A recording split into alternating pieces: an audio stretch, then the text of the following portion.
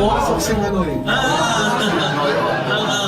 Well, nagkaroon buwan ng katuturan yung pag-agaw niyo ng mga. Yes, oo, nagkaroon po. Nagkaroon tayo ng isang commitment letter na pirmado ng DOH Secretary and then yung Presidente ng PhilHealth. Additional 50% na increase, dagdag sa mga benepisyo na ibibigay ng PhilHealth. Yun po nga, mga nagpapadialysis, dati 2,600 lang yan. Dahil sa pakikipaglaban natin, ito ay libre na. Yun pong mga MRI, PET scan, CT scan. Simula ngayon December, libre na rin yan sa amin.